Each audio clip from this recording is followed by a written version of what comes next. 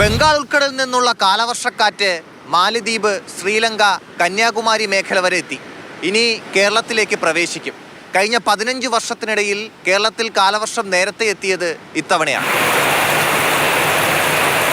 ഇത്തവണ പ്രവചിച്ചതിലും നേരത്തെയാണ് കാലവർഷത്തിന്റെ വരവ്. തെക്കുപടിഞ്ഞാറൻ കാലവർഷം കേരളത്തിലെത്തുന്നതിൻ്റെ അനുകൂല ഘടകങ്ങൾ രൂപപ്പെട്ടിട്ടുണ്ട്. മഴയുടെ ആ ഒരു പാറ്റേൺ ഇപ്പോൾ ഉച്ച കഴിഞ്ഞ് വേനൽ മഴ ഇടിയോടുകൂടി കിട്ടിയിരുന്ന മഴ ആ ഒരു രീതി മാറി നമ്മൾ ഇപ്പോൾ രാവിലെ മുതലേ ആകാശം മുഴുവൻ മേഘാവൃതമായിട്ട് തുടർച്ചയായി പെയ്യുന്ന മഴ നമുക്ക് തുടങ്ങിക്കഴിഞ്ഞു. ഇത് കാലവർഷത്തിന് മുന്നോടിയായിട്ട് സംഭവിക്കുന്ന ഒരു മാറ്റമാണിത്. വടക്കൻ കേരളത്തിൽ അടുത്ത ദിവസങ്ങളിൽ അതിശക്തമായ മഴയ്ക്കാണ് സാധ്യത. അടുപ്പിച്ച് 2-3 ദിവസത്തേക്ക് മഴ, പിന്നെ ഒരു 3-4 ദിവസത്തേക്ക് മഴയില്ല. അപ്പോൾ അങ്ങനെ ഒരു സാഹചര്യമൊക്കെ വരുന്നുണ്ട്. അപ്പോൾ ഈ അടുപ്പിച്ച് അതിശക്തമായ മഴ 2-3 ദിവസത്തേക്ക് പെയ്യുകയാണെങ്കിൽ അത് നമുക്ക് ആശങ്കയ്ക്കുള്ള സാഹചര്യമാണത്. കാലവർഷം കേരളത്തിലെത്തുന്ന തീയതിയും ആ വർഷത്തെ മഴയും തമ്മിൽ ബന്ധമില്ല. നേരത്തെ വന്നാലും വൈകി വന്നാലും അത് മഴയെ സ്വാധീനിക്കില്ല. കേരളമാണ് ഇന്ത്യയിൽ കാലവർഷത്തിന്റെ പ്രവേശന കവാടം. കേരളത്തിലേക്ക് പ്രവേശിച്ച് എല്ലായിടത്തും വ്യാപിച്ച് വടക്ക് കിഴക്കൻ സംസ്ഥാനങ്ങളിലേക്ക് കടക്കും.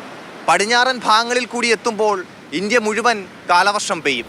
ബംഗാൾ ഉൾക്കടലിൽ ഇനി വരാനിരിക്കുന്ന ചക്രവാത ചുഴികളും ന്യൂനമർദ്ദങ്ങളും കാലവർഷം ശക്തമാക്കും. ടി. സരീഷ്ണ, മാതൃഭൂമി ന്യൂസ്, തിരുവനന്തപുരം.